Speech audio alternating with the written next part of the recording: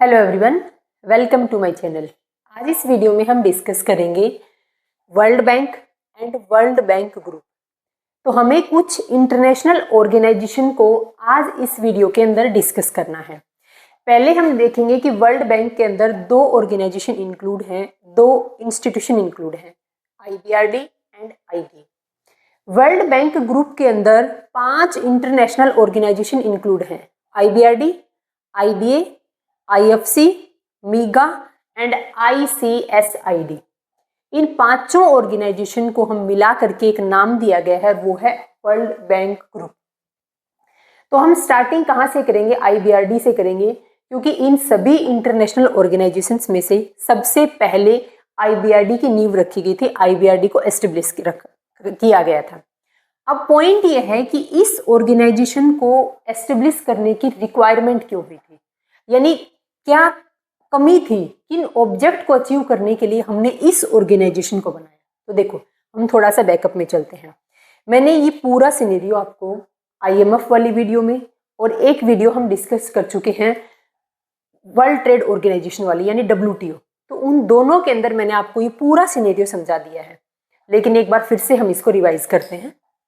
देखो, international bank for reconstruction and development, यानी एक ऐसा बैंक बनाया गया था जो नेशंस को, ये इंटरनेशनल ऑर्गेनाइजेशंस हैं, तो एक ऐसा बैंक बनाया गया था जो नेशंस के रिकंस्ट्रक्शन के लिए और नेशंस के डेवलपमेंट के लिए क्या काम करेगा? फंडिंग का काम करेगा। तो देखो, टाइम था फर्स्ट वर्ल्ड वॉर का, 1914 से 1918 के बीच में फर्स्ट वर्ल्ड वॉर हुआ। और फर्स्ट वर्ल्ड वॉर के अंदर इन्वॉल्व तो बहुत सारी कंट्री थी, लेकिन जो मेजर नुकसान हुआ था वो था UK, USA, रूस और फ्रांस। इन इकोनॉमी को, इन कंट्री के अंदर काफी ज्यादा नुकसान हुआ था फर्स्ट वर्ल्ड वॉर की वजह से, और सबसे ज्यादा नुकसान हुआ था USA को।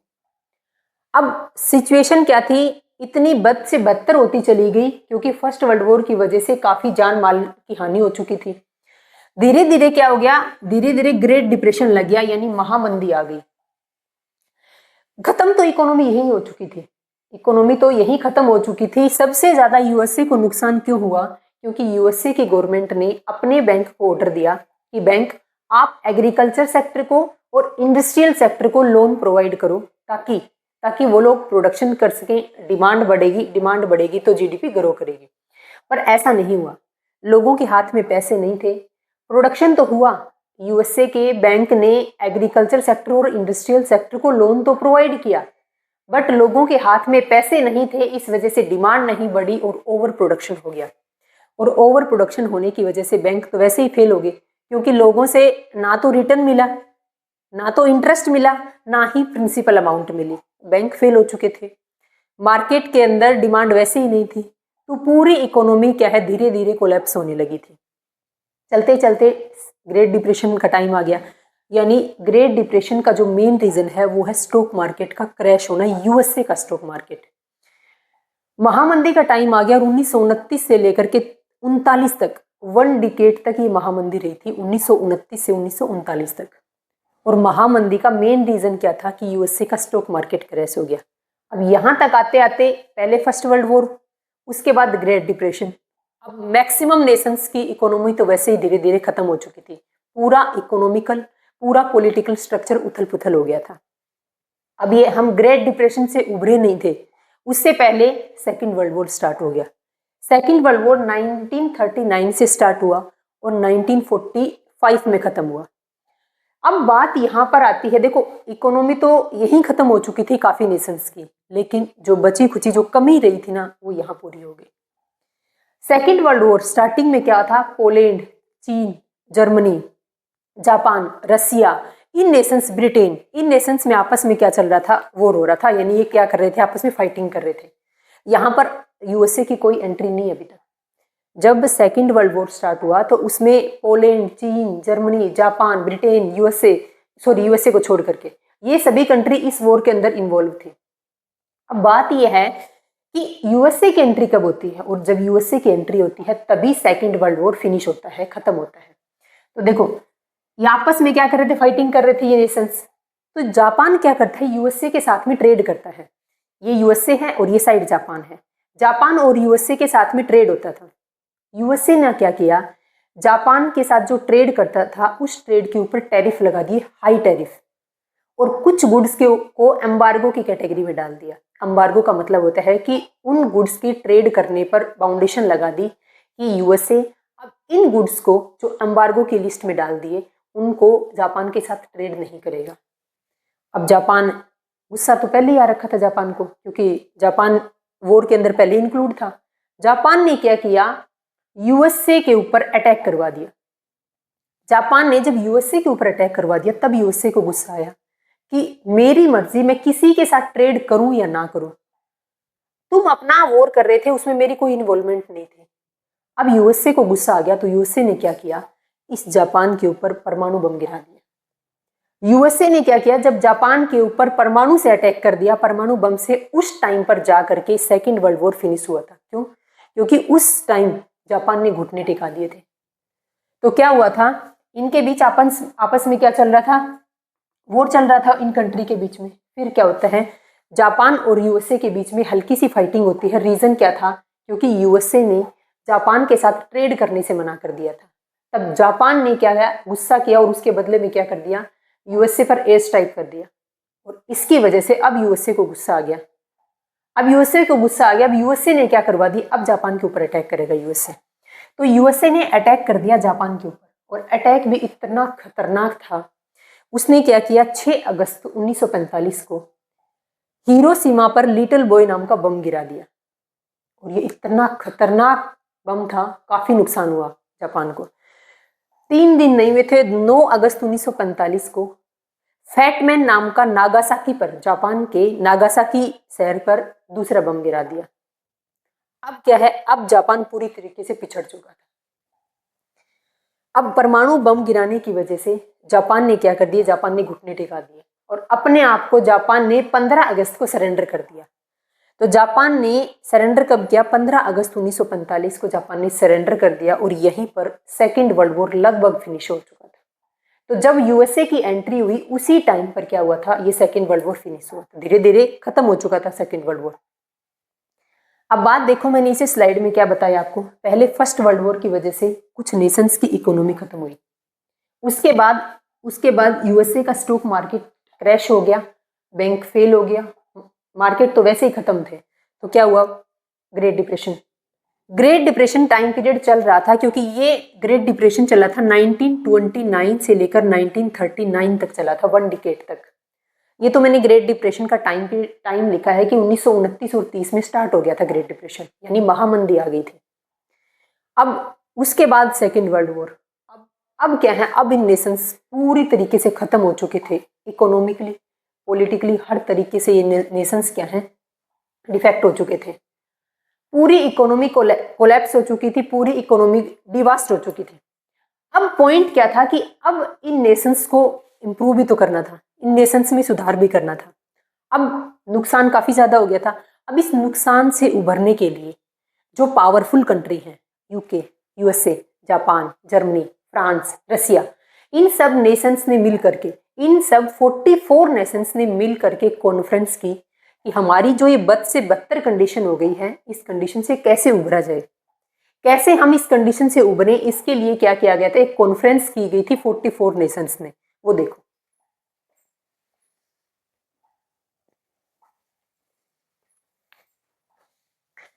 तो अब देखो, जब नेशंस ने कॉन्फ्रेंस की तो कॉन्फ्रेंस के अंदर 44 नेशंस के 730 रिप्रेजेंटेटिव ने कॉन्फ्रेंस बुलाई, एक कॉन्फ्रेंस की, एक मीटिंग की। और इस मीटिंग का रिजल्ट क्या निकला, इस मीटिंग का रिजल्ट था कि हम 3 बॉडी को क्या करेंगे, एस्टेब्लिश करेंगे। लेकिन पहले देखो, सबसे पहला पॉइंट, जब ये कॉन्फ्रेंस बुलाई गई तो 44 नेशंस इसमें इंक्लूड थे। 44 नेशंस की तरफ से 730 रिप्रेजेंटेटिव आए थे। इन 44 नेशंस में इंडिया भी इंक्लूड था। अब 1 से लेकर के 22 जुलाई 1944 तक की मीटिंग चलती है, और इस 22 दिन की मीटिंग का रिजल्ट निकलता है 3 बॉडी। पहले पॉइंट, ये मीटिंग हुई कहाँ थी, यूएसए के अंदर एक जगह है ब्रिटेन वुड्स। ब्रिटेन वुड्स के अंदर 1 से लेकर के 22 जुलाई तक 44 नेशंस के द्वारा एक कॉन्फ्रेंस की गई। इस कॉन्फ्रेंस का नाम क्या रखा गया, international monetary and financial conference या फिर ब्रिटेन वुड्स कॉन्फ्रेंस, क्योंकि ये ब्रिटेन वुड्स के अंदर हुई थी, इस सिटी में हुई थी, इस जगह पर हुई थी। कई बार क्या है क्वेश्चन में ये वाला इस कॉन्फ्रेंस का नाम पूछा जाता है, international monetary and financial conference या फिर ब्रिटेन वुड्स कॉन्फ्रेंस के नाम से जाना जाता है। इस कॉन्फ्रेंस में देखो वैसे तो 44 नेशंस इंक्लूड थे, लेकिन 44 नेशंस में से भी 2% हीरो थे। उन हीरो ने क्या किया था, एक ड्राफ्ट तैयार किया गया था, यानी उस पूरी कॉन्फ्रेंस को, उस पूरी मीटिंग को जो ऑपरेट कर रहे थे वो 2% थे। यूएसए की तरफ से था मिस्टर डेक्स्टर वाइट और यूके की तरफ से था मिस्टर जे.एम. केज। इन दोनों पर्सन ने क्या है, ये दोनों इकोनॉमिस्ट थे, एक यूएसए से और एक यूके से। इन दोनों पर्सन ने क्या किया, एक ड्राफ्ट तैयार किया था और ड्राफ्ट तैयार करके इस कॉन्फ्रेंस में पेश किया। इस कॉन्फ्रेंस का कंक्लूजन क्या निकला कि हम 3 ऑर्गेनाइजेशन को, 3 बॉडी को एस्टेब्लिश करेंगे। पहला IBRD, IMF और ITO। अब हमें क्या पढ़ना है, हमें पढ़ना है ये IBRD। सबसे पहले देखो इनकी full form, international bank for reconstruction and development, यानी एक इंटरनेशनल लेवल का बैंक एस्टेब्लिश करेंगे जो अपनी मेंबर कंट्री को, यानी जो IBRD की मेंबर कंट्री होंगी, उन मेंबर कंट्री को अपनी इकोनॉमी को रिकंस्ट्रक्शन करने के लिए और अपनी इकोनॉमी को डेवलप करने के लिए ये बॉडी क्या करेगी, अपनी मेंबर कंट्री को फंडिंग करेगी। अगर मैं आपको इन शॉर्ट बताऊं तो IBRD को एस्टेब्लिश करने का मेन रीजन था कि फर्स्ट वर्ल्ड वॉर में, ग्रेट डिप्रेशन की वजह से और सेकेंड वर्ल्ड वॉर की वजह से जो कंट्री डिवास्ट हो चुकी थी, जिन कंट्री की इकोनॉमी खत्म हो चुकी थी, उन कंट्री को क्या करना था, डेवलप करना था, उनका रिकंस्ट्रक्शन करना था। तो रिकंस्ट्रक्शन करने के लिए पैसे तो चाहिए, तो ये बॉडी उन डिवास्ट हो चुकी कंट्री को क्या करने की, फंडिंग करने का काम करेगी ताकि वो कंट्री अपनी इकोनॉमी को डेवलप कर पाए। वर्ल्ड वॉर की वजह से डिवास्ट हो चुकी जो मेंबर कंट्री है, उन मेंबर कंट्री को फंडिंग करने का काम करेगी। पॉइंट नोट करना, IBRD सिर्फ अपनी मेंबर कंट्री को फंड कर, अपनी मेंबर कंट्री को लोन देगी, यानी अपनी मेंबर कंट्री को फंडिंग करने का काम करेगी। सेकेंड पॉइंट, क्या IBRD एक फंडिंग ऑर्गेनाइजेशन है या नॉन फंडिंग ऑर्गेनाइजेशन? तो IBRD एक फंडिंग ऑर्गेनाइजेशन है। क्यों? क्योंकि ये अपनी मेंबर कंट्री को फंड प्रोवाइड करती है अपनी इकोनॉमी को डेवलप करने के लिए, अपनी इकोनॉमी को रिकंस्ट्रक्ट करने के लिए। सेकेंड ऑर्गेनाइजेशन था IMF, इंटरनेशनल मॉनेटरी फंड। अब ये क्या है, ये ऑर्गेनाइजेशन, ये बॉडी बनाई गई थी जो कंट्री ट्रेड करें आपस में। फर्स्ट ऑफ ऑल हमें BOP का पता होना चाहिए कि बैलेंस ऑफ पेमेंट क्या है। देखो जब नेशंस आपस में ट्रेड करते हैं, यानी जब इंपोर्ट और एक्सपोर्ट करते हैं, तो मान लो किसी नेशंस ने इंपोर्ट ज़्यादा कर लिए, अब वो इंपोर्ट ज़्यादा करेगा तो पेमेंट या तो डॉलर में होगी या तो जिस कंट्री से ट्रेड किया है उसकी करेंसी में होगी। तो सामने वाली करेंसी क्या बोलेगी, या तो हमें आप डॉलर में पेमेंट कीजिए या फिर आप मेरे को मेरी खुद की करेंसी दीजिए। हम बोलेंगे हम तो इंडियन रुपीज़ देंगे, वो बोलेंगे हमारे यहाँ इंडियन रुपीज़ नहीं चलता, हमें तो अपनी खुद की करेंसी दो या फिर डॉलर में पेमेंट करो। अब क्या है, अब इंपोर्ट तो ज़्यादा कर रहे हैं और एक्सपोर्ट हम कम कर रहे हैं, तो हमारे पास फॉरेन करेंसी के रिजर्व कम हो रहे हैं, यानी हमारा जो BOP है वो नेगेटिव में जा रहा है। तो जब हमारा BOP नेगेटिव में जा रहा है, तो जिन कंट्री का BOP नेगेटिव में था, यानी जो कंट्री इंपोर्ट तो ज़्यादा कर रही थी लेकिन एक्सपोर्ट कम कर रही थी, तो उन कंट्री को फंडिंग करने का काम किसका था, IMF का था। तो IMF का एक मेन फंक्शन था जब इसको बनाया गया था कि जिन कंट्री का BOP नेगेटिव में है, यानी बैलेंस ऑफ पेमेंट, जिन कंट्री का BOP नेगेटिव में है उन मेंबर कंट्री को फंडिंग करने का काम IMF करेगा। ये भी सिर्फ अपनी मेंबर कंट्री को फंडिंग करेगा। क्वेश्चन पूछा जा सकता है कि IMF एक फंडिंग ऑर्गेनाइजेशन है या फिर नॉन फंडिंग? तो IMF भी एक फंडिंग ऑर्गेनाइजेशन है। नोट करना ये दोनों पॉइंट। तीसरी बॉडी एस्टेब्लिश करने का पॉइंट रखा गया था इंटरनेशनल ट्रेड ऑर्गेनाइजेशन। ITO क्या है, एक नॉन फंडिंग ऑर्गेनाइजेशन थी क्या, कभी एस्टेब्लिश ही नहीं हुआ था, सिर्फ बोला गया था कि हम ITO बनाएंगे, यानी इंटरनेशनल ट्रेड ऑर्गेनाइजेशन बनाएंगे, यानी इंटरनेशनल लेवल के ट्रेड को प्रमोट करने के लिए कुछ पॉलिसी, कुछ रूल रेगुलेशन बनाएंगे। तो ये इंटरनेशनल ट्रेड ऑर्गेनाइजेशन सक्सेस नहीं हो पाया, यानी ये ऑर्गेनाइजेशन कभी एस्टेब्लिश हुआ ही नहीं। उस टाइम पर पास तो किया गया था कि 3 बॉडी बनाएंगे, लेकिन ये पास नहीं हुआ, ये ऑर्गेनाइजेशन एस्टेब्लिश ही नहीं हुआ।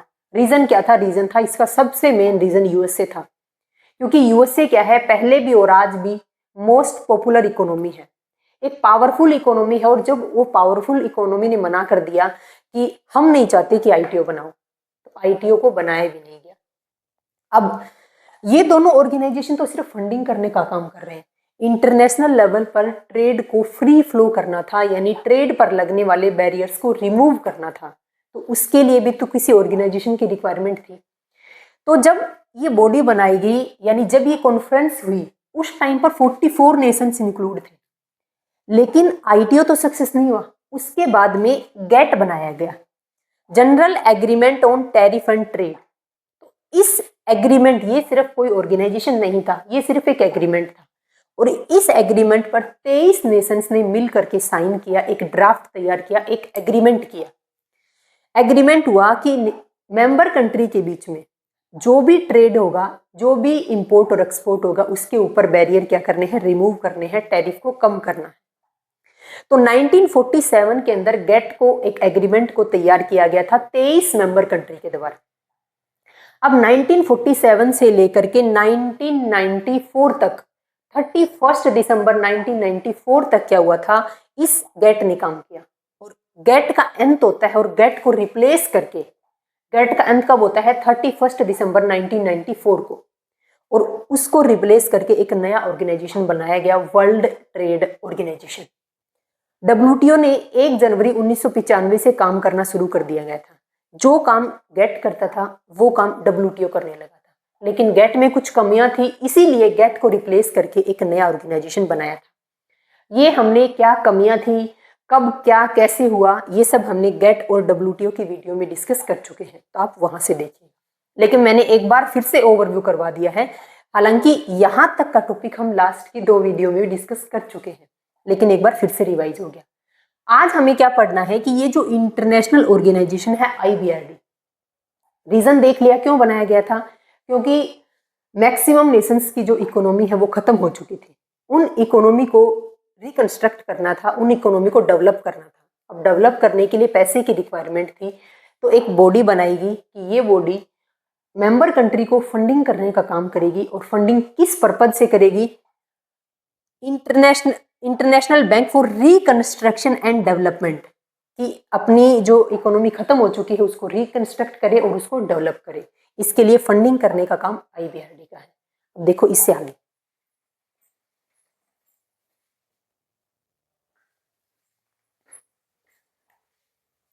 अब देखो नेक्स्ट पॉइंट, जो ऑर्गेनाइजेशन एस्टेब्लिश किए गए थे उसमें आईएमएफ और आईबीआरडी, इन दोनों को कंबाइंड नाम दिया गया था ब्रिटेन वुड्स ट्विंस, या फिर बोल सकते हैं ट्विंस इंटरनेशनल फाइनेंशियल इंस्टीट्यूशन। तो ये क्वेश्चन कई बार पूछा जा चुका है कि किन 2 ऑर्गेनाइजेशन को, किन 2 इंस्टीट्यूशन को ब्रिटेन वुड्स ट्विंस का नाम दिया गया था, तो है आईएमएफ और आईबीआरडी। अब इस आईएमएफ को हम लास्ट वीडियो में डिस्कस कर चुके हैं, आज हमें देखना है आईबीआरडी को। तो आईबीआरडी ने अपना फंक्शन कब स्टार्ट किया था, 23 जैन 1946 से अपना फंक्शन स्टार्ट कर दिया था। हेडक्वार्टर कहाँ पर है, वाशिंगटन डीसी के अंदर, यूएसए के अंदर इसका हेडक्वार्टर है। IBRD is A inter governmental body है, यानी कुछ नेशंस की गवर्नमेंट ने मिल करके एक ऑर्गेनाइजेशन बनाया गया है, उस ऑर्गेनाइजेशन का आईबीआरडी नाम रखा गया है। Capital is entirely own by the its member government, यानी आईबीआरडी की जितनी मेंबर कंट्री हैं उन मेंबर कंट्री के द्वारा ही इस आईबीआरडी को फंडिंग किया जाता है। वैसे आईबीआरडी के पास पैसा कहाँ से आएगा, इसकी मेंबर कंट्री क्या करती हैं, आईबीआरडी को फंडिंग करती हैं, और उसी फंडिंग में से, उसी फाइनेंस में से आईबीआरडी अपनी मेंबर कंट्री को लोन प्रोवाइड करता है। अब देखने हैं कि हमने आईबीआरडी को एस्टेब्लिश किया है तो उसका ऑब्जेक्ट क्या है। उसके बाद हम देखेंगे कि इन ऑब्जेक्ट को अचीव करने के लिए हमने क्या फंक्शन, हमने तो मतलब आईबीआरडी ने क्या फंक्शन किए थे। तो पहले हम आईबीआरडी के ऑब्जेक्ट देखते हैं, फिर इन ऑब्जेक्ट को अचीव करने वाले फंक्शन देखते हैं। तो फर्स्ट ऑब्जेक्ट है, देखो आईबीआरडी का ऑब्जेक्ट, जब आईबीआरडी को बनाया गया तो उस टाइम पर उसका मेन एम क्या था, मेन ऑब्जेक्ट क्या था कि वॉर की वजह से जो इकोनॉमी खत्म हो चुकी है उन इकोनॉमी को रिकंस्ट्रक्शन करना है, उनका डेवलपमेंट करना है। लेकिन जैसे जैसे टाइम चेंज होता रहा आईबीआरडी के ऑब्जेक्ट भी चेंज होते गए। तो देखो जब आईबीआरडी को बनाया 1944 के अंदर, 1944 से लेकर 1967 तक आईबीआरडी का ऑब्जेक्ट, आईबीआरडी का एम क्या था? Reconstruction of war affected country, यानी वॉर की वजह से जो कंट्री इफेक्ट हुई हैं, जो कंट्री डिवोर्स्ड हो चुकी हैं, उनको फंडिंग करने का काम कौन करेगा? आईबीआरडी करेगा। Promote of global trade, global level पर ट्रेड को प्रमोट करने का काम भी कौन करेगा? आईबीआरडी करेगा। इकोनॉमिक स्टेबिलिटी को बनाए रखने का काम और इंकरेज प्राइवेट इन्वेस्टमेंट। आप बोलोगे कि प्राइवेट इन्वेस्टमेंट के लिए तो हमने एक अलग से ऑर्गेनाइजेशन एस्टेब्लिश किया था, आईएफसी, इंटरनेशनल फाइनेंशियल कॉर्पोरेशन। वो ऑर्गेनाइजेशन हमने बाद में बनाया था। जब तक उस ऑर्गेनाइजेशन को एस्टेब्लिश नहीं किया, तब तक प्राइवेट इन्वेस्टमेंट को भी एनकरेज करने का काम कौन करता था? आईबीआरडी करता था। तो 1967 तक आईबीआरडी के ये ऑब्जेक्ट थे। 1968 से 1981 तक आईबीआरडी का ऑब्जेक्ट, मेन फंक्शन क्या था? कि कैसे भी करके गरीबी हटानी है, कि गरीबी को कम करना है। ये टाइम पीरियड था 1981 में, और यहीं से क्या क्या था? इंडिया, जो इंदिरा गांधी है, 1971 के अंदर इंदिरा गांधी ने इंडिया के अंदर भी इस आईबीआरडी के ऑब्जेक्ट था ना, गरीबी हटाओ, इसी को इंडिया के अंदर ये नारा दिया था। इंदिरा गांधी ने 1971 में गरीबी हटाओ का नारा दिया था इंडिया में। वो कहाँ से कॉपी किया था? वो यही इसी के बेस पर दिया हुआ नारा है वो, क्योंकि आईबीआरडी का ऑब्जेक्ट बन गया था 1968 से 1981 तक कि कैसे भी करके नेशंस में जो गरीबी है उसको खत्म करना है। देन 82 से लेकर के 94 तक ऑब्जेक्ट क्या था इस आईबीआरडी का? एलपीजी के लिए फाइनेंशियल असिस्टेंस करना है। 1991 के अंदर लिबरलाइजेशन, प्राइवेटलाइजेशन और ग्लोबलाइजेशन के कंसेप्ट को हमने अप्लाई किया था। इसीलिए क्या किया था? इस एलपीजी के लिए मेंबर कंट्री को असिस्टेंस देना है, मेंबर कंट्री को फंडिंग करने का काम करें। अब नेक्स्ट है 1995 से लेकर के और आज तक, ये अपने लिए मोस्ट इंपोर्टेंट है। क्वेश्चन पूछा जा सकता है कि आईबीआरडी का एट प्रेजेंट ऑब्जेक्ट क्या है। तो अगर आईबीआरडी के एट प्रेजेंट ना बोला जाए तो भी हमें आईबीआरडी के ये ऑब्जेक्ट बताने हैं, क्योंकि इन ऑब्जेक्ट पर आईबीआरडी पहले काम कर चुका है। आज आईबीआरडी अपनी मेंबर कंट्री को जो फंडिंग करता है वो किसके लिए करता है? उसका ऑब्जेक्ट क्या है? Sustainable development and global partnership, कि हमें ज्यादा से ज्यादा नेशंस में क्या करना है? ट्रेड करना है, और ट्रेड को भी फ्री फ्लो करना है हमें। तो ज्यादा से ज्यादा नेशंस में ट्रेड करना है, तो sustainable development and global partnership. और एक मेन एम क्या रखा गया था? कि पॉवर्टी को रिडक्शन करना है, यानी पॉवर्टी को बिल्कुल खत्म करना है। और खत्म कब तक करना है? 2030 तक गरीबी को बिल्कुल हटा देना है। ये ऑब्जेक्ट है आईबीआरडी के टाइम के अकॉर्डिंग अलग अलग।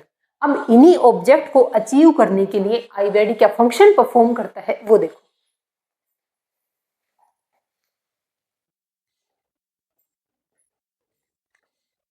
अब हम देखते हैं फंक्शंस ऑफ आईबीआरडी। तो पहला फंक्शन क्या है? सबको पता है कि आईबीआरडी का ऑब्जेक्ट क्या था। उस ऑब्जेक्ट को अचीव करने के लिए आईबीआरडी ने फंक्शन क्या किया था? क्या फंक्शन था? कि लॉन्ग टर्म असिस्टेंस देना है अपनी मेंबर कंट्री को, यानी लॉन्ग टर्म फंडिंग देनी है, लॉन्ग टर्म फाइनेंस प्रोवाइड करना है अपनी मेंबर कंट्री को for the reconstruction and development of the member country due to war.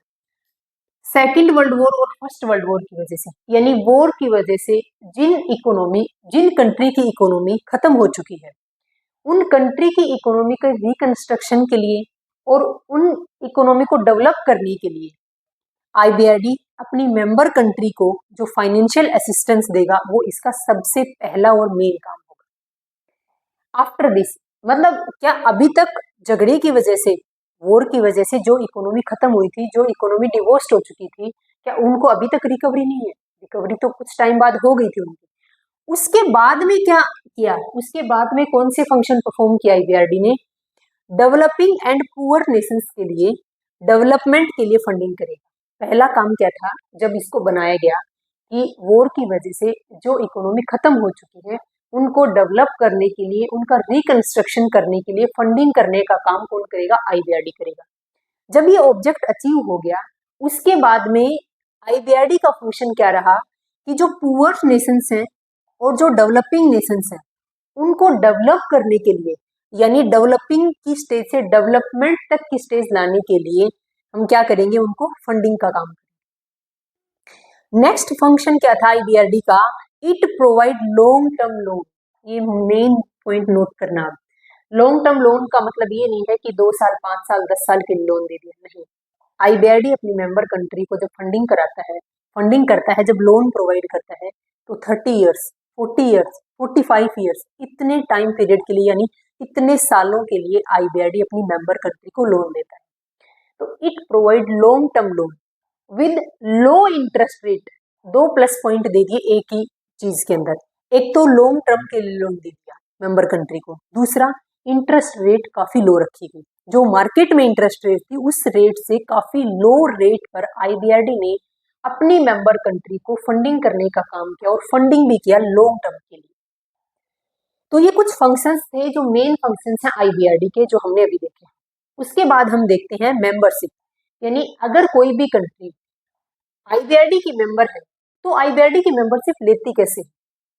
तो मेंबरशिप में देखते हैं कि total member of country IBRD की एट प्रेजेंट कितनी है, 189। नोट करना, एट प्रेजेंट IBRD की मेंबर कंट्री है 189, और 189वीं कंट्री कौन सी है, 189 कंट्री है नोरू। उसको अप्रैल 2016 के अंदर क्या बनाया गया था, IBRD की मेंबर कंट्री बनाया गया। तो ये नोट करना। अब बात ये है कि अगर कोई भी नई कंट्री अगर IBRD की मेंबर बनना चाहती है तो क्या वो डायरेक्ट IBRD की मेंबर बन सकती है, या फिर किसी और ऑर्गेनाइजेशन की, किसी और इंटरनेशनल ऑर्गेनाइजेशन की, इंटरनेशनल इंस्टीट्यूशन की भी मेंबर बनना पड़ेगा। India is the founding member. इसका मतलब क्या है कि इंडिया IBRD का फाउंडिंग मेंबर है, यानी जब IBRD को एस्टेब्लिश किया गया था उसी टाइम से इंडिया IBRD का मेंबर है। नोट करना, अगर कोई भी कंट्री वर्ल्ड बैंक का, और वर्ल्ड बैंक में 2 इंस्टीट्यूशन इंक्लूड है, वर्ल्ड बैंक के अंदर 2 इंस्टीट्यूशन इंक्लूड है, IBRD एंड IDA। तो मेनली अगर कोई भी कंट्री IBRD की मेंबर बनना चाहती है तो उसको पहले IMF की मेंबरशिप लेनी पड़ेगी। ऐसा क्यों है, क्योंकि IBRD और IMF इन दोनों की मेंबरशिप आपस में ज्वाइंट है। अगर कोई भी कंट्री वर्ल्ड बैंक में भी मेनली अगर IBRD की मेंबर बनना चाहती है तो उसे पहले IMF की मेंबरशिप लेनी पड़ेगी। यानी हम कह सकते हैं कि हर वो कंट्री जो IBRD की मेंबर है वो कंट्री IMF की मेंबर अवश्य ही होगी। उसके बाद है कि IMF के आर्टिकल ऑफ एग्रीमेंट के रूल को एक्सेप्ट करना पड़ेगा। यानी जब आप IMF के मेंबर बन जाओगे तभी आप IBRD के मेंबर बन पाओगे। IMF का मेंबर बनने के लिए हमें करना क्या होगा, आर्टिकल जो IMF के आर्टिकल ऑफ एग्रीमेंट है उन आर्टिकल ऑफ एग्रीमेंट को हमें एक्सेप्ट करना होगा, यानी IMF के रूल रेगुलेशन को फॉलो करना होगा। प्लस IMF की मेंबरशिप लेने के लिए जितना कोटा डिसाइड किया गया है, यानी अगर मान लो किसी भी कंपनी के अंदर हम उस कंपनी के शेयर होल्डर बनना चाहते हैं तो हमें क्या करनी पड़ेगी, कुछ इन्वेस्टमेंट करनी पड़ेगी उस कंपनी के अंदर, तभी तो उस कंपनी के शेयर होल्डर बन पाएंगे। तो हमें IMF का मेंबरशिप लेने के लिए जितना कोटा डिसाइड किया गया है IMF ने, वो मेंबर कंट्री पहले IMF में जमा करवाएगी in the form of quota. उसके बाद ही क्या बन पाएंगे, हम IMF के मेंबर बन पाएंगे। और जब कोई कंट्री IMF का मेंबर बन जाएगी तब वो ऑटोमेटिकली IBRD का मेंबर भी बन पाएगी। बाद में बन सकती है, पहले IMF का मेंबरशिप लेनी पड़ेगी।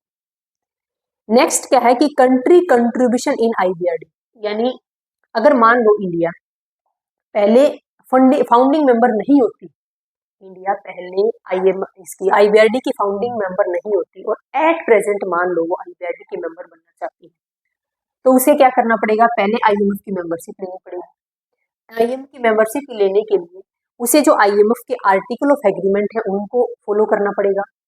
IMF ने जो कोटा डिसाइड किया गया है वो इंडिया को जमा करवाना पड़ेगा, तभी तो IMF की मेंबर बन पाएगी इंडिया, और उसके बाद IBRD की मेंबर बन सकती है। पॉइंट जो मैं नोट करवाने की कोशिश कर रही हूँ वो ये है, जब भी कोई कंट्री IBRD का मेंबर बनना चाहती है तो उसे क्या करना पड़ता है, कुछ फंडिंग करनी पड़ती है। जिस तरीके से हम किसी कंपनी के शेयर होल्डर बनना चाहते हैं, किसी कंपनी में हम पैसा इन्वेस्ट करते हैं तभी उस कंपनी के शेयर होल्डर बनते हैं। तो जब हम IBRD के मेंबर बनना चाहते हैं तो पहले हमें IBRD को कुछ फंडिंग करनी पड़ेगी in the form of quota. तो कंट्री कंट्रीब्यूशन इन IBRD, एक कंट्री IBRD के अंदर कुछ कंट्रीब्यूशन देती है, अपना कुछ सहयोग देती है। सहयोग कैसे देगी, जितना मतलब वो अमाउंट कैसे देगी, 2% of share capital in the form of gold and dollar. Share capital का जितना हमारा कोटा डिसाइड किया है उस कोटे का 2% तो जाएगा गोल्ड या फिर डॉलर की फॉर्म में, 18% जाएगा हमारी करेंसी के रूप में, यानी मान लो इंडिया अगर मेंबर बनना चाहती है आईबीआरडी की तो अपनी खुद की करेंसी यानी इंडियन रुपीस में, और बाकी का जो 80% बच गया वो जब ये बैंक, ये जो international bank for reconstruction development जब डिमांड करेगा तब पे करेंगे। तो 80% of share capital is payable at the request of the bank, bank की रिक्वेस्ट के ऊपर बाकी बचा हुआ 80% हम पे कर देंगे। इस पूरी स्लाइड में हमने क्या देखा, पहले हमने देखा कि आईबीआरडी के फंक्शन क्या है। फंक्शन में ये दो मेन फंक्शन है ये बॉडी, एक तो लॉन्ग टर्म के लिए लोन प्रोवाइड करता है और इंटरेस्ट रेट क्या होती है बिल्कुल कम रहती है। ये लोन क्यों देता है लॉन्ग टर्म के लिए, झगड़े की वजह से, वॉर की वजह से जो इकोनॉमी डिवास्ट हो चुकी थी उनको अप करने के लिए, उनका डेवलपमेंट करने के लिए फंडिंग करता है। लेकिन धीरे धीरे क्या हुआ, इसका ऑब्जेक्ट चेंज हो गया था और ये डेवलपिंग और जो पुअर नेशंस हैं उनको डेवलपिंग कंट्री में कन्वर्ट करवाने के लिए क्या करता है, फंडिंग करने का काम करता है। अगर आईएमएफ की मेंबरशिप की बात करें तो टोटल मेंबर ऑफ कंट्री कितनी है, 189। एट प्रेजेंट जो हाल फिलहाल में बना हुआ मेंबर है, जो मेंबर कंट्री है वो कौन सी है, नोरू देश है, जो अप्रैल 2016 के अंदर आईबीआरडी की मेंबरशिप को लिया था। आईबीआरडी की अगर मेंबरशिप लेनी है तो पहले हमें आईएमएफ का मेंबर बनना पड़ेगा। आईएमएफ का मेंबर बनने के बाद ही कोई भी कंट्री आईबीआरडी का मेंबर बन सकती है। बात है कि अगर हम आईबीआरडी की जब यहाँ पर हम इन सभी शर्तों को पूरा कर दिया, अब हम क्या चाहते हैं, अब हम आईबीआरडी के मेंबरशिप बनना चाहते हैं, मेंबर बनना चाहते हैं। तो मेंबर बनने के लिए हमें कुछ कोटा देना पड़ेगा, अपनी कुछ तरफ से कुछ फाइनेंस देना पड़ेगा। तो 2% ऑफ शेयर कैपिटल जाएगा इन द फॉर्म ऑफ गोल्ड या फिर dollar, 18% in the form of own currency, अगर इंडिया के पॉइंट ऑफ व्यू से देखें तो इंडिया की इंडियन रुपीस, और बाकी का जो बच गया 18% वो जाएगा जब ये बैंक, जब ये आईबीआरडी डिमांड करेगा तब पे करेगा। अब क्या आईबीआरडी के पास में जो फंडिंग है, जो पैसा है, वो कहाँ से आता है, सिर्फ उसकी मेंबर कंट्री जो फंड देती है वहीं से आता है? नहीं, आईबीआरडी के पास में जो फंड रखा हुआ है वो उसकी मेंबर कंट्री से तो आता ही है, लेकिन उसके कुछ और सोर्सेज भी हैं, वो देखो।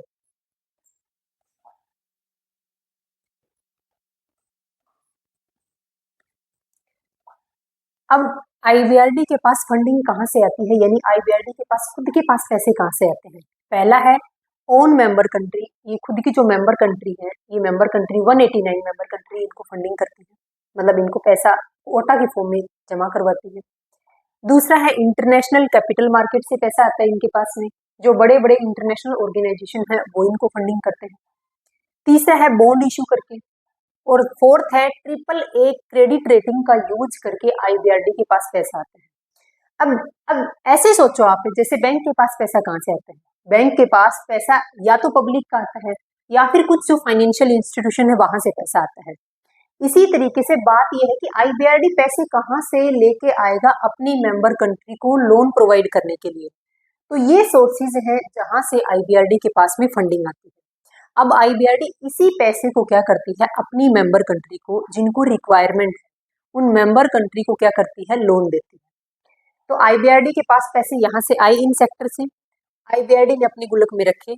जिस भी कंट्री ने, जिस भी मेंबर कंट्री ने रिक्वायरमेंट की कि हमें डिमांड की कि हमें पैसे की रिक्वायरमेंट है आईबीआरडी, तो आईबीआरडी अब उनको क्या करेगा, लोन टू मेंबर कंट्री, सिर्फ और सिर्फ आईबीआरडी अपनी मेंबर कंट्री को लोन प्रोवाइड करता है। अब देखो लोन की बात आएगी तो हमें ये पता होना चाहिए कि सबसे पहली कंट्री कौन सी है जिसने आईबीआरडी से लोन लिया, ऐसी कौन सी कंट्री है जिसने सबसे ज्यादा आज तक लोन लिया है। देखो first borrower of IBRD, IBRD की सबसे पहले बोरोवर कंट्री थी फ्रांस। 1947 में पहली बार आईबीआरडी से फ्रांस ने लोन लिया था। Largest borrower of IBRD India है, पहले भी काफी टाइम से हम आईबीआरडी के सबसे बड़े बोरोवर हैं इंडिया, और कितना एट प्रेजेंट आज की डेट में 39.3 बिलियन यूएस डॉलर हमारे ऊपर कर्ज है आईबीआरडी का, इंडिया के ऊपर। देन चाइना, उसके बाद फर्स्ट नंबर पर इंडिया आती है, उसके बाद चाइना है, उसके बाद चाइना, इंडोनेशिया, ब्राजील, कोलंबिया, ये सारी सिटी, ये सारी कंट्री आती है।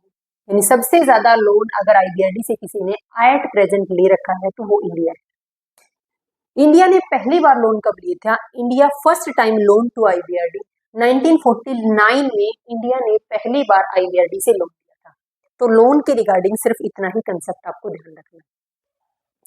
अब हमने पहले क्या देखा कि आईबीआरडी को क्यों बनाया गया, आईबीआरडी को किस कॉन्फ्रेंस की वजह से एग्जिस्टेंस में लाया गया, आईबीआरडी के क्या ऑब्जेक्ट थे, उन ऑब्जेक्ट को अचीव करने के लिए हमने क्या फंक्शन, हमने मतलब आईबीआरडी ने क्या फंक्शन परफॉर्म किए। उसके बाद में हमने देखा कि आईबीआरडी का मेंबर बनने के लिए हमें करना क्या होता है। आईबीआरडी का मेंबरशिप लेने के लिए सबसे पहले हमें आईएमएफ की मेंबरशिप लेनी पड़ेगी, और अगर हम आईबीआरडी के मेंबर बनना चाहते हैं तो हमें कुछ फंडिंग भी करनी पड़ेगी आईबीआरडी को, यानी in the form of quota. अब आईबीआरडी के पास में पैसा यहाँ से आ गया इन सभी सेक्टर से, और आईबीआरडी ने लोन भी दे दिया, ये ठीक है।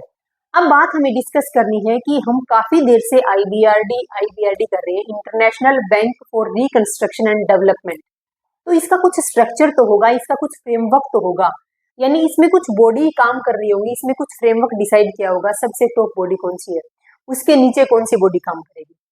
तो हम अब देखेंगे कि ऑर्गेनाइजेशन स्ट्रक्चर ऑफ आईबीआरडी का। आईबीआरडी के ऑर्गेनाइजेशन स्ट्रक्चर में मेनली 3 बॉडी, पहला है बोर्ड ऑफ गवर्नर, दूसरा है एग्जीक्यूटिव डायरेक्टर, और तीसरा है प्रेसिडेंट। तो ये 3 बॉडी आईबीआरडी के अंदर सबसे मेन है, और फोर्थ पर आता है स्टाफ एंड डिपार्टमेंट। तो इसको हम इतना फोकस नहीं करेंगे क्योंकि इनका मेन काम है जो इन्होंने पॉलिसी बनाई है उन पॉलिसी को एग्जीक्यूट करना, रियल में काम करना। बट मेन जो बॉडी है वो आईबीआरडी की ये 3 बॉडी है, board of governor, executive director और है प्रेसिडेंट। तो अब देखो इस ऑर्गेनाइजेशन के स्ट्रक्चर को।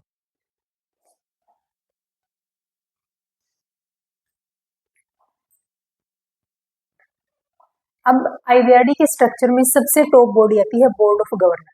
बोर्ड ऑफ गवर्नर के अंदर क्या आते हैं, हर कंट्री की तरफ से एक पर्सन आएगा और उस पर्सन को एज ए गवर्नर माना जाएगा। अब बात यहाँ पर गवर्नर की ये मत समझना कि हर कंट्री से उस कंट्री का गवर्नर आएगा, नहीं।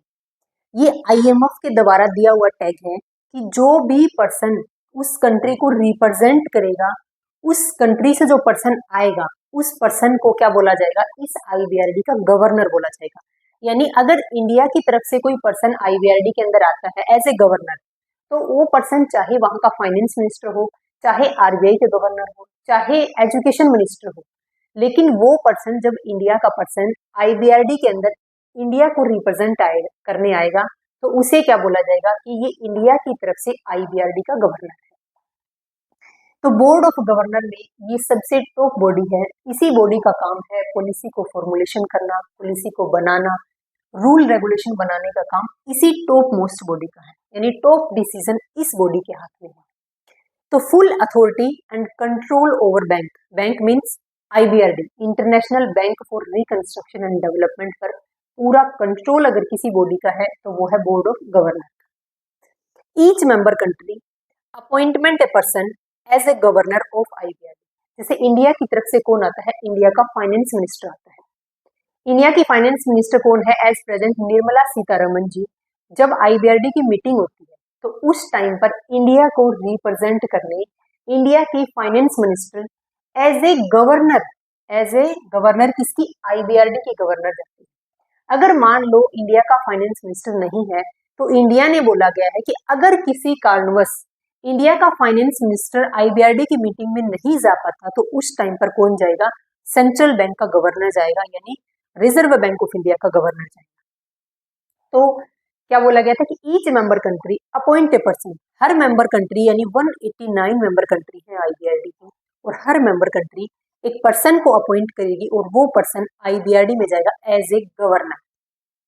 अगर हम इंडिया के प्रोस्पेक्ट से देखें, वैसे तो देखो जनरली सभी कंट्री के फाइनेंस मिनिस्टर ही जाते हैं, लेकिन हम बात करेंगे इंडिया के पॉइंट ऑफ व्यू से, तो इंडिया की तरफ से इंडिया का फाइनेंस मिनिस्टर जाता है, यानी फाइनेंस मिनिस्टर ऑफ इंडिया को प्रायोरिटी दी गई है कि यही जाएगा मीटिंग में, आईबीआरडी की मीटिंग में। लेकिन मान लो किसी कारणवश अगर ये ना जा पाया तो गवर्नर ऑफ आरबीआई जाएगा, तो रिजर्व बैंक ऑफ इंडिया यानी इंडिया के सेंट्रल बैंक का गवर्नर जाएगा। पीरियड कितना है इसका, पीरियड है 5 इयर्स के लिए, 5 साल के लिए एक बार एज ए गवर्नर एक पर्सन को अपॉइंट किया जाता है। उसके बाद वोटिंग राइट है। अब इंडिया की तरफ से इंडिया को रिप्रेजेंट करने IBRD की मीटिंग के अंदर निर्मला सीतारमन जी जाती है। अब उनके पास वोट कितने होंगे, यानी वो कितने वोट डाल सकती है, वो वोटिंग राइट डिपेंड करेगा निर्मला सीतारमन जी का वोटिंग राइट डिपेंड करेगा कि हमने IBRD के अंदर कितनी फंडिंग की है, यानी IBRD की शेयर कैपिटल में हमने कितना पैसा लगाया है। तो voting right of governor depend upon the amount of contribution of the country to the share capital, यानी IBRD के टोटल फंड में हमारा कितना फंड है, हमारा कितना कोटा है, उसके बेस पर ही इन मेंबर कंट्री के जो गवर्नर है इनकी वोटिंग राइट डिपेंड करेगी। सेकंड जो बॉडी है वो है एग्जीक्यूटिव डायरेक्टर। एग्जीक्यूटिव डायरेक्टर कौन, कितने एग्जीक्यूटिव डायरेक्टर हैं? 25 एग्जीक्यूटिव डायरेक्टर हैं किसके अंदर? IBRD में। इनको हमने 2 पॉइंट के अंदर कैटेगराइज किया है, 20+5। अब ये 20 का अलग कंसेप्ट है और ये 5 का अलग कंसेप्ट है। जो सबसे टॉप कंट्री है, जो इकोनॉमी सबसे टॉप मोस्ट है, उन इकोनॉमी को क्या दिया गया था, उन कंट्री को क्या दिया गया है, अलग से 5 चेयर दी गई है। यानी जब एग्जीक्यूटिव डायरेक्टर की मीटिंग होती है तो उस टाइम पर टोटल 25 चेयर डलते हैं। 25 चेयर में से 5 चेयर के ऊपर कौन बैठते हैं? UK, USA, जापान, जर्मनी और फ्रांस, इनके लिए अलग से चेयर डाली गई है, यानी इनकी तरफ से सिंगल एग्जीक्यूटिव डायरेक्टर आता है। कौन आता है? सिंगल एग्जीक्यूटिव डायरेक्टर आते हैं 5 कंट्री की तरफ से, UK, USA, जर्मनी, जापान और फ्रांस। अब बाकी बच गई 20 चेयर। उन 20 चेयर के ऊपर बाकी जो कंट्री बचेगी 184 कंट्री को एडजस्ट होना है। तब 184 कंट्री 20 चेयर पर तो नहीं आ सकती, तो क्या बोला गया था कि इन 20 चेयर्स को फिल करना है सिर्फ 20 ही चेयर्स हैं। इन 20 चेयर्स पर 20% आएंगे, 20 ही लोग बैठ सकेंगे, इसलिए बोला गया था कि ग्रुप ऑफ कंट्री को एक सिंगल पर्सन रिप्रेजेंट करेगा। तो इन 20 चेयर्स के ऊपर रिमेनिंग 184 नेशंस, क्योंकि टोटल मेंबर कंट्री है 189 में से 5 चेयर तो UK, USA, जापान, जर्मनी और फ्रांस को दे दी। बाकी कितने बच गए? 184 चेयर। 184 कंट्री को रिप्रेजेंट करेगा group of country.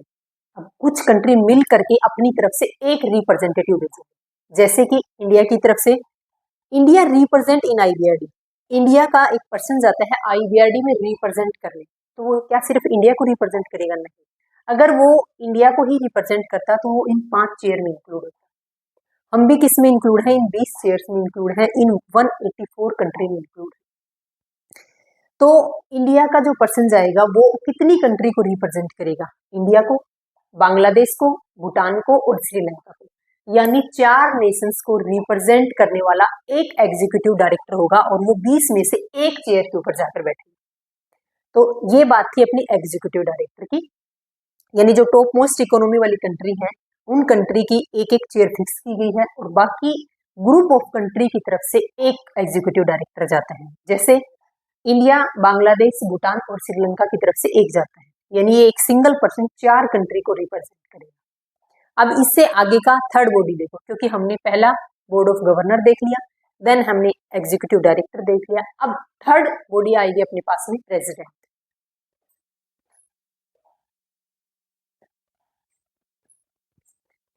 Next body अपने पास प्रेसिडेंट। तो करंट प्रेसिडेंट कौन है? पहले तो ये देखो, अजय त्यागी जी नहीं, अजय बंगा जी। अजय बंगा जी एट प्रेजेंट IBRD के प्रेसिडेंट हैं। वो कौन से प्रेसिडेंट है? 14वें प्रेसिडेंट, और उनको जून 2023 से क्या किया गया था? उनको अपॉइंट किया गया था। तो ये डेट नोट करना है आपको। अपॉइंटमेंट कब की जाती है? अपॉइंटमेंट उनकी होती है 5 साल के लिए, एक बार में वो 5 साल के लिए अपॉइंट किए जाते हैं। क्या उनको रीअपॉइंट किया जा सकता है? तो IBRD के जो प्रेसिडेंट्स हैं उनको एक बार में सिर्फ 5 साल के लिए अपॉइंट किया जाता है और सिंगल बार सिर्फ एक बार उनको रीअपॉइंट किया जा सकता है, यानी नेक्स्ट 5 ईयर्स के लिए, यानी 5 ईयर्स एक बार एंड देन अगला टर्नओवर फिर से 5 ईयर्स उनको अपॉइंट किया जा सकता है।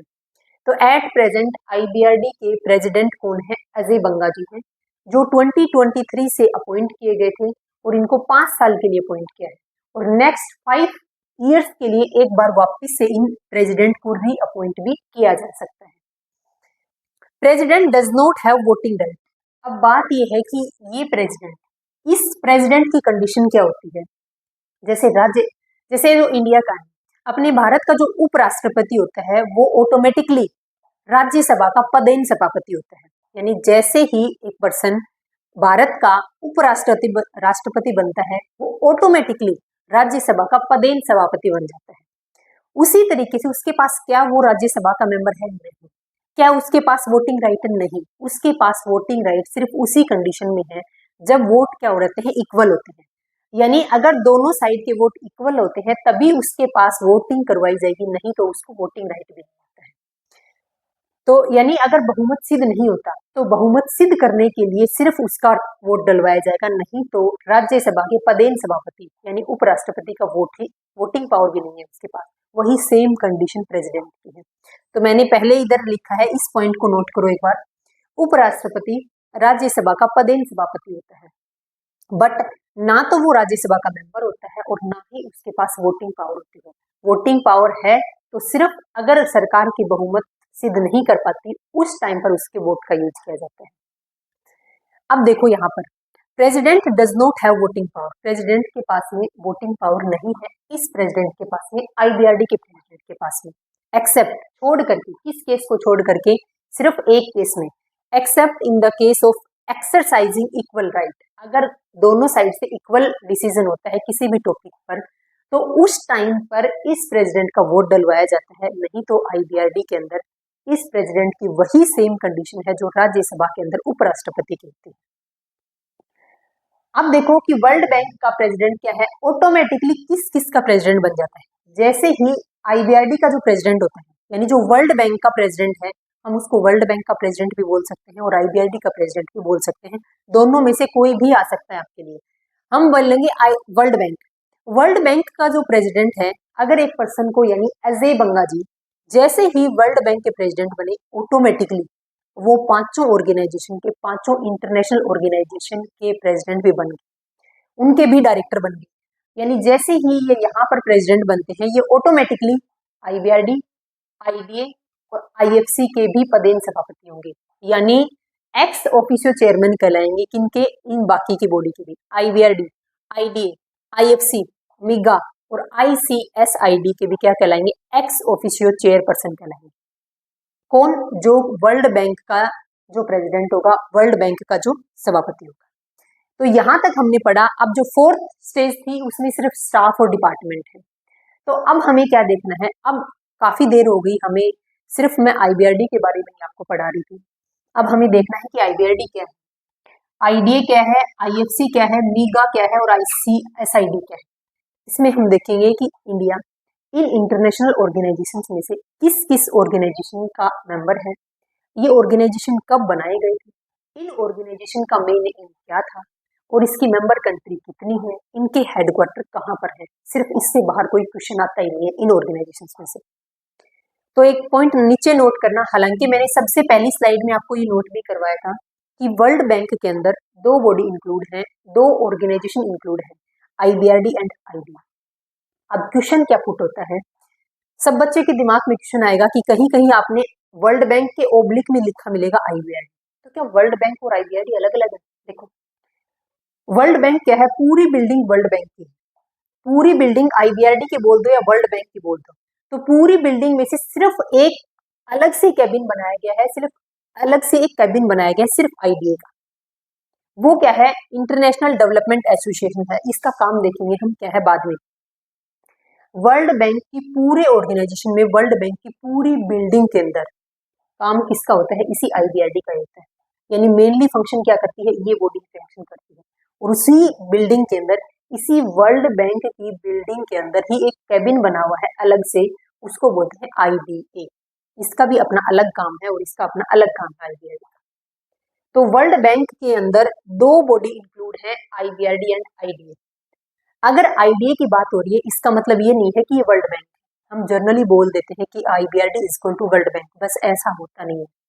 वर्ल्ड बैंक में दो बॉडी इंक्लूड है, आईबीआरडी और आईडीए। रियल बात तो यही है कि World Bank is equal to IBRD and IDA. बोलने को हम वर्ल्ड बैंक के स्लैश लगाकर आईबीआरडी इसको बोल सकते हैं, क्योंकि इस वर्ल्ड बैंक में मेनली जो फंक्शन परफॉर्म करती है वो यही ऑर्गेनाइजेशन करता है, यही बॉडी करती है। इसका तो अपना एक छोटा सा केबिन दे रखा है कि आप यहाँ पर अपना काम कीजिए। तो समझ आया जो पॉइंट मैं समझाने की कोशिश कर रही हूँ कि वर्ल्ड बैंक एक ग्रुप है, वर्ल्ड बैंक ग्रुप अलग चीज है। यानी वर्ल्ड बैंक के अंदर दो ऑर्गेनाइजेशन इंक्लूड है, एक IBRD और एक IDB।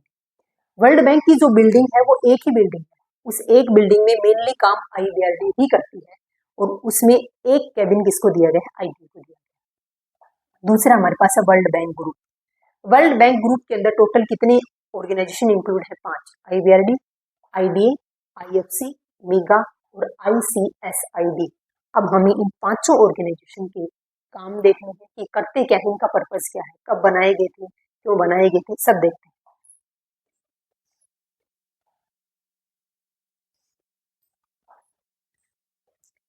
अब सबसे पहले हम स्टार्ट करते हैं IBRD से। यानी वर्ल्ड बैंक ग्रुप के अंदर 5 इंटरनेशनल ऑर्गेनाइजेशन है।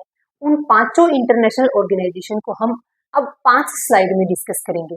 आपका सेम फ्रेमवर्क रहेगा, यानी ये सेम डायग्राम रहेगा, मैं सिर्फ इन्हीं कॉलम को चेंज करूंगी, सिर्फ इन आगे वाले जो मैंने ब्लैक मार्कर में लिखे हैं सिर्फ इनको चेंज करूंगी। अगर आप मतलब एक ही डायग्राम के अंदर बनाना चाहते हो, आपके पास इस तरीके की नोटबुक है, तो एक ही में, क्योंकि ये पॉइंट ये हेडिंग में सेम रखूंगी, तो आप अपने हिसाब से नोट कर लीजिएगा। तो सबसे पहले हमें IBRD की फुल फॉर्म देखनी है, international bank for reconstruction and development. यानी एक ऐसा ऑर्गेनाइजेशन बनाया गया जिसने बैंक का काम किया, यानी जिसने फंडिंग करने का काम किया। और फंडिंग किसके लिए करता था, जो इकोनॉमी वॉर की वजह से खत्म हो चुकी थी, उन इकोनॉमी के रिकंस्ट्रक्शन और डेवलपमेंट के लिए ये ऑर्गेनाइजेशन काम करता था, फंडिंग करता था। फंडिंग किसको करेगा, सिर्फ अपनी मेंबर कंट्री को फंडिंग करेगा। टाइप्स में देखेंगे कि IBRD किस टाइप्स का इंस्टीट्यूशन है, किस टाइप का ऑर्गेनाइजेशन है। ये डेवलपमेंट फाइनेंस इंस्टीट्यूशन है, यानी डेवलपमेंट के लिए फाइनेंस प्रोवाइड करने वाला इंस्टीट्यूशन है। फाउंडेड कब है, यानी कब एग्जिस्टेंस में आया था, 27 दिसंबर 1945 को ये ऑर्गेनाइजेशन एग्जिस्टेंस में आया था। इंडिया इज फाउंडिंग मेंबर है। इंडिया IBRD का मेंबर तो है ही, लेकिन ये फाउंडिंग मेंबर का मतलब क्या है कि जब IBRD को बनाया गया उसी टाइम से इंडिया IBRD का मेंबर है, उसको बोलते हैं फाउंडिंग मेंबर। हेडक्वार्टर कहाँ पर है, वॉशिंगटन DC के अंदर है। वर्ल्ड बैंक ग्रुप के अंदर 5 ऑर्गेनाइजेशन है, इन पांचों ऑर्गेनाइजेशन के हेडक्वार्टर वॉशिंगटन DC USA के अंदर। टोटल मेंबर ऑफ कंट्री कितनी है, IBRD की मेंबर कंट्री 189 है। और इस IBRD का मेन एम क्या था, एज प्रेजेंट जो मेन एम है, जो पर्पस डिसाइड किया गया है वो क्या है, वो नोट करना। एक्सट्रीम पॉवर्टी, यानी पॉवर्टी को हमें खत्म करना है। And promote share prosperity in a sustainable way. हमें जो भी काम करना है वो हमारे जो अभी रिसोर्सेज हैं उनको ध्यान में रखकर करना है। सस्टेनेबल वे का मतलब है कि रिसोर्सेज को इस वे में यूज करें कि आज हमने तो यूज कर लिया, हमारी आगे आने वाली जो जनरेशन है उसके लिए भी हमें उन रिसोर्सेज को क्या करना है, बचा के रखना है। तो हमें एक तो पॉवर्टी पर फोकस किया गया है, यानी गरीबी कम करनी है। टारगेट क्या रखा गया है, 2023 तक गरीबी को क्या करना है, बिल्कुल हटाना है। तो ये मैंने सभी पॉइंट बता दिए, इसके कितने हैं, 7 पॉइंट है शायद। अब इन 7 पॉइंट्स को ऐसे की ऐसे रखना है, सिर्फ मैं आगे वाले चेंज करूंगी, नोट करो आगे।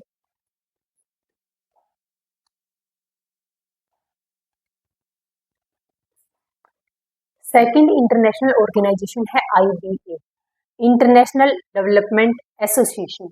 इंटरनेशनल डेवलपमेंट एसोसिएशन को क्या बोला गया था कि सॉफ्ट लोन विंडो बोला गया था। ऐसा क्यों था, क्योंकि जो IDA बनाया गया था इसको 1960 में बनाया गया था, इसको IBRD के बाद बनाया गया। IBRD को कब बना दिया गया था, IBRD ने अपना काम स्टार्ट करने के बाद इसको बनाया। रीजन क्या था, क्योंकि IBRD का काम क्या था कि जो मिडल लास्ट स्लाइड में मैंने लिखा तो जरूर था बट डिस्क्राइब करना ध्यान नहीं रहा। IBRD जो फंडिंग करता था वो डेवलपिंग नेशंस के लिए, यानी मीडियम इनकम वाली जो कंट्री है और हाई इनकम वाली जो कंट्री है उनको फंडिंग करने का काम IBRD करता था। यानी गरीब नेशंस की तरफ तो ये IBRD देखता तक नहीं था, यानी बहुत कम फंडिंग जाती थी गरीब नेशंस को। तो गरीब नेशंस को फंडिंग करने के लिए, यानी ऐसे नेशंस जिनके पर कैपिटल इनकम कम है, यानी जो गरीबी रेखा से नीचे के जो नेशंस हैं, नेपाल है, भूटान है, कोलंबिया है, ये जो ऐसे नेशंस हैं, इनको फंडिंग करने के लिए एक अलग ऑर्गेनाइजेशन बनाया गया, IDA, इंटरनेशनल डेवलपमेंट एसोसिएशन। और ये इसको सॉफ्ट लोन विंडो क्यों बोला गया था, क्योंकि ये ऑर्गेनाइजेशन जो लोन प्रोवाइड करता है अपनी मेंबर कंट्री को, इन 175 मेंबर कंट्री को, इन मेंबर कंट्री में ये लोन प्रोवाइड करता है लगभग 1% से भी नीचे की रेट रखता है, 0.1, 0.2, 0.5 की परसेंट से क्या लेता है, रेट ऑफ इंटरेस्ट से ये लोन प्रोवाइड करता है अपनी मेंबर कंट्री को। तो आईडीए क्या है, आईडीए आईबीआरडी फंडिंग करता था मीडियम इनकम और हाई इनकम वाली कंट्री को। उसके लिए क्या किया गया, इसी वजह से एक अलग ऑर्गेनाइजेशन बनाया गया आईडीए, इंटरनेशनल डेवलपमेंट एसोसिएशन, ताकि ये जो पुअर नेशंस हैं, जो जिन नेशंस की पर कैपिटल इनकम कम है, उनको क्या किया जाए, फंडिंग करने का काम करें। इस नेशंस को ये सॉफ्ट लोन विंडो किस इंटरनेशनल ऑर्गेनाइजेशन को बोला गया था, ये क्वेश्चन काफी बार पूछा गया था। सॉफ्ट लोन विंडो बोला गया था आईडीए को। आईडीए से इंडिया ने काफी बार लोन लिया था, बट अब काफी मदद की सी इस आईडीए ने, इंटरनेशनल डेवलपमेंट एसोसिएशन ने इंडिया की काफी मदद की। लेकिन एट प्रेजेंट इंडिया क्या करता है, आईडीए को खुद फंडिंग करता है। आज कंडीशन इतनी बेटर हो चुकी है इंडिया, लेकिन आईबीआरडी से लोन लेने में अभी भी हम फर्स्ट नंबर पर हैं। तो आईडीए का ध्यान रखना। टाइप क्या है, ये भी एक डेवलपमेंट फाइनेंशियल इंस्टीट्यूशन है, यानी पुअर नेशंस की इकोनॉमी को डेवलप करने के लिए आईडीए क्या करता है, फाइनेंस प्रोवाइड कराता है। फाउंडेड कब हुआ था, 1960 के अंदर आईडीए को एस्टेब्लिश किया गया था। इंडिया इसका भी फाउंडिंग मेंबर है, यानी जब 1960 के अंदर इसको बनाया गया उस टाइम पर इंडिया उसी टाइम से इसका मेंबर है। हेडक्वार्टर कहाँ पर है, वॉशिंगटन डीसी के अंदर इसका हेडक्वार्टर है। टोटल मेंबर कंट्री कितनी है, लगभग 175 है। 175 में से लगभग 75 नेशंस ऐसे हैं जो आईडीए से अभी लोन ले रहे हैं। बाकी के 100 नेशंस क्या हैं, आईडीए को हेल्प ही करते हैं, आईडीए को खुद फंडिंग कर रहे हैं। जैसे इंडिया क्या करता है, जब आईडीए को पैसे की रिक्वायरमेंट है, फाइनेंस की रिक्वायरमेंट है, तो इंडिया आईडीए की मदद करता है। अब हम आईडीए से लोन नहीं लेते, हम सारा लोन आईबीआरडी से ही ले लेते हैं। तो क्योंकि आईडीए क्या है, ये पुअर नेशंस को लोन प्रोवाइड करता है और इंडिया पुअर नेशंस की कैटेगरी में अब नहीं आता है। पर्पस क्या था, पुअरेस्ट नेशंस हैं, यानी जो गरीबी रेखा से नीचे वाले जो नेशंस हैं, जिनकी पर कैपिटल इनकम काफी कम है, उन नेशंस के डेवलपमेंट के लिए फंडिंग करने का काम आईडीए का है। तो इतना ही ध्यान रखना है जितना मैंने आपको इस स्लाइड में बताना है, इससे ज्यादा आईडीए में कुछ नहीं पूछा जाएगा आपसे।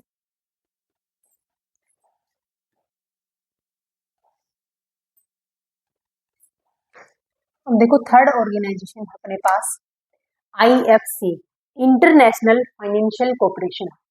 इंटरनेशनल फाइनेंशियल कॉर्पोरेशन को बनाया क्यों था, अभी देखो ऐसे ऑर्गेनाइजेशन बनाए गए हैं अभी तक हमने, आईबीआरडी और आईडीए दोनों ही ऑर्गेनाइजेशन ऐसे हैं जो कि कंट्री को फंडिंग कर रहे हैं, उसमें प्राइवेट सेक्टर का कोई जिक्र नहीं हुआ है।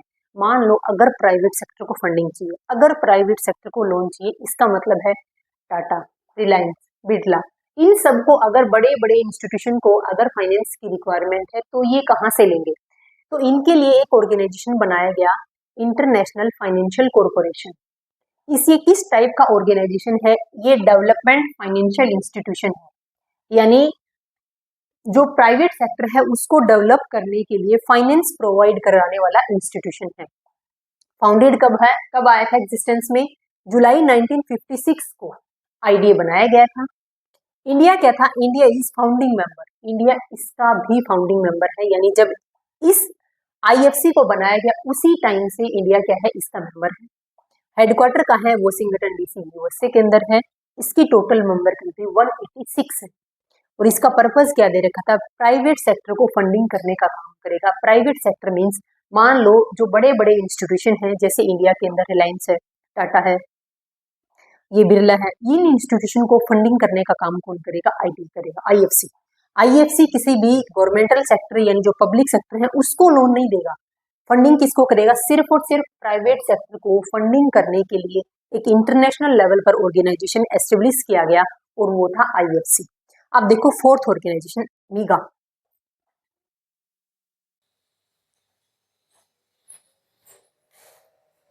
नेक्स्ट अपने पास मीगा। सबसे पहले मीगा की फुल फॉर्म देखते हैं, मल्टीलेटरल इन्वेस्टमेंट गारंटी एजेंसी।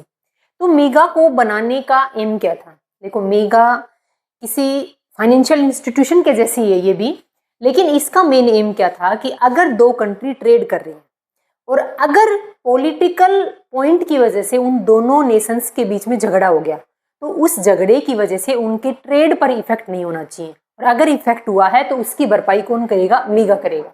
यानी ये एक तरीके से इंश्योरेंस की गारंटी देता है। इसकी फुल फॉर्म पर ध्यान रखना, multilateral investment guarantee agency.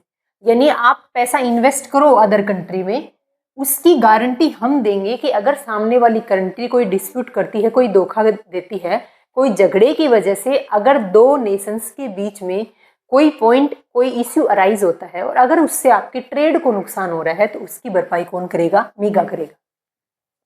21 type का इंस्टीट्यूशन है डेवलपमेंट फाइनेंस इंस्टीट्यूशन, यानी ये भी क्या करेगा? फाइनेंस क्या करेगा? प्रोवाइड कराएगा।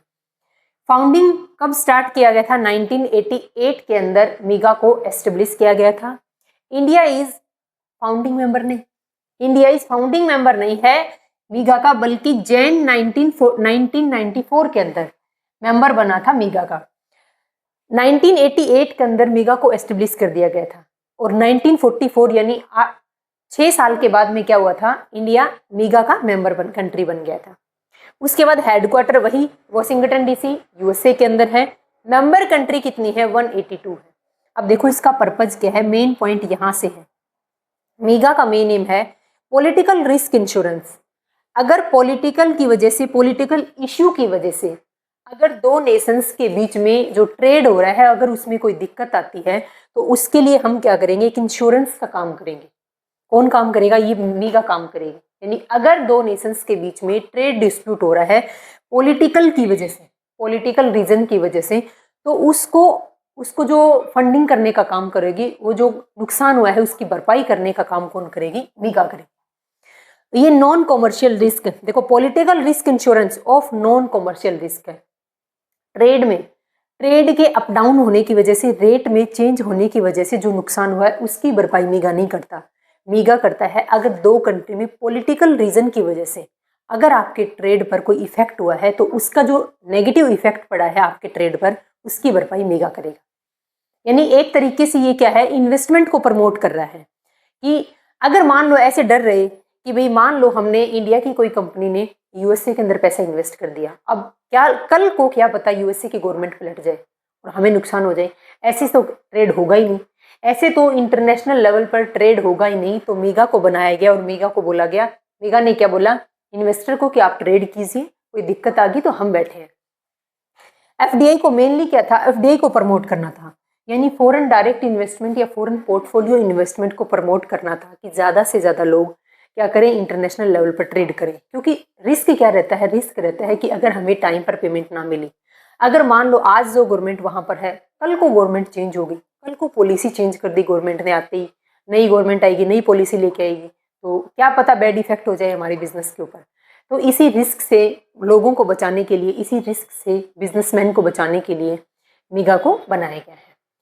लास्ट वर्ल्ड बैंक ग्रुप का लास्ट ऑर्गेनाइजेशन है ICSID। अब उसको देखो,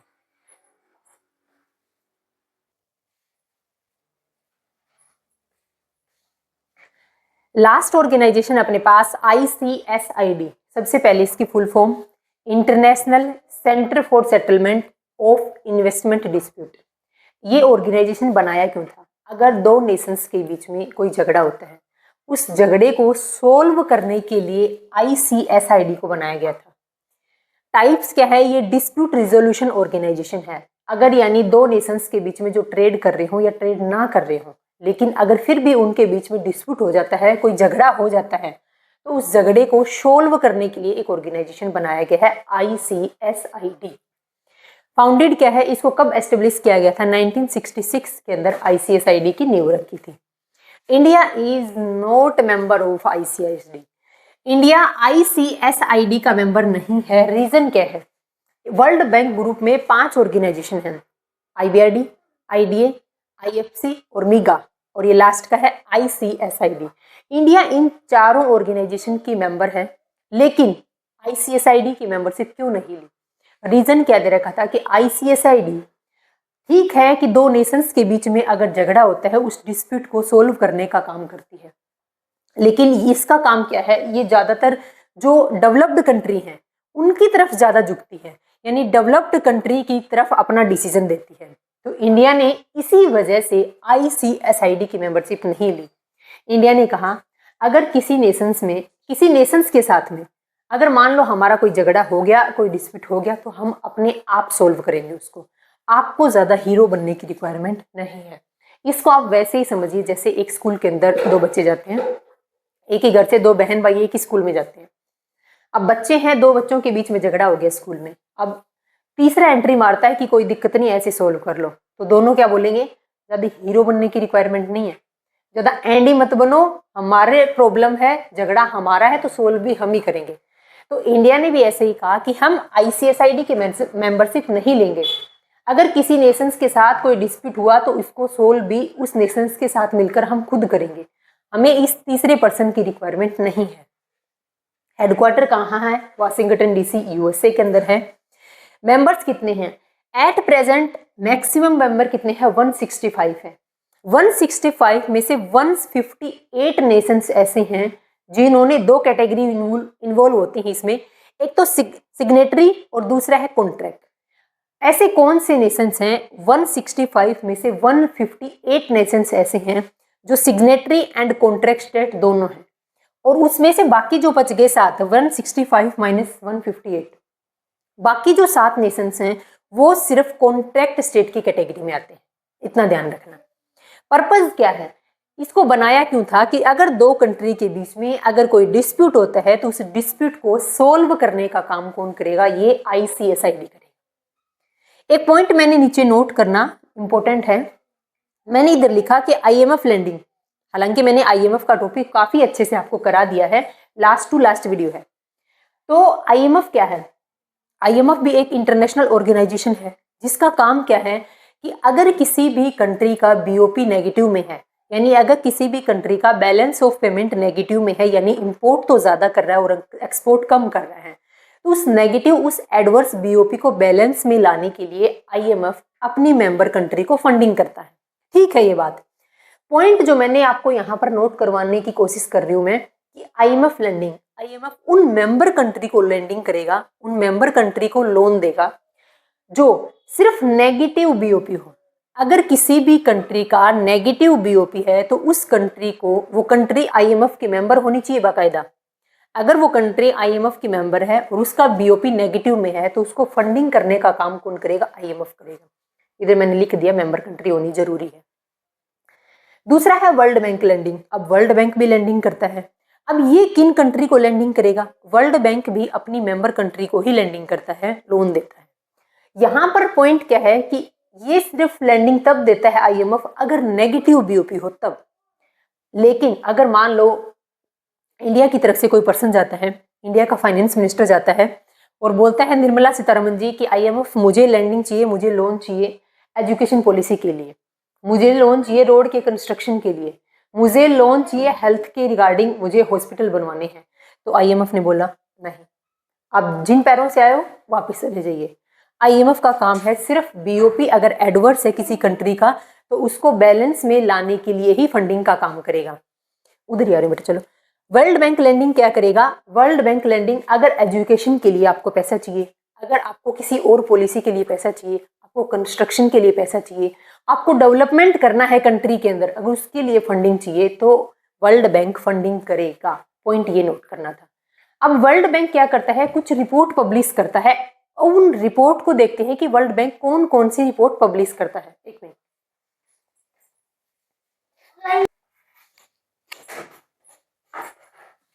अब नेक्स्ट टॉपिक है कि major report publish by World Bank, यानी वर्ल्ड बैंक कुछ रिपोर्ट पब्लिश करता है, तो वो कौन कौन सी रिपोर्ट है। पहली है world development report, doing business report, global economic prospect report, human capital index, ease of living index, next है global index report, world remittance report, और लास्ट है कमोडिटी मार्केट आउटलुक।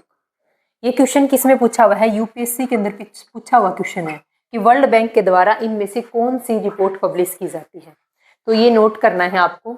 तो इस वीडियो में हमने देखा कि वर्ल्ड बैंक क्या है। वर्ल्ड बैंक दो ऑर्गेनाइजेशन से मिलकर बना है, IBRD और IDA, और वर्ल्ड बैंक ग्रुप के अंदर टोटल 5 ऑर्गेनाइजेशन है, IBRD, IDA, IFC, MIGA और ICSID। वर्ल्ड बैंक ग्रुप में से 4 ऑर्गेनाइजेशन के मेंबर हैं इंडिया, और ICSID की मेंबरशिप इंडिया ने नहीं ली। रीज़न क्या था वो मैंने आपको बता दिया। तो इस टॉपिक में इस वीडियो में हमने वर्ल्ड बैंक को डिटेल में डिस्कस किया, वर्ल्ड बैंक ग्रुप को भी देखा। तो ये टॉपिक अपना यहाँ फिनिश होता है। अगर आपको वीडियो पसंद आती है, लाइक शेयर एंड कमेंट जरूर दीजिएगा। आपका कोई भी रिव्यू हो तो आप ज़रूर कमेंट बॉक्स में बताइएगा, जो भी पॉइंट हो आपका क्लियर किया जाएगा। Thank you.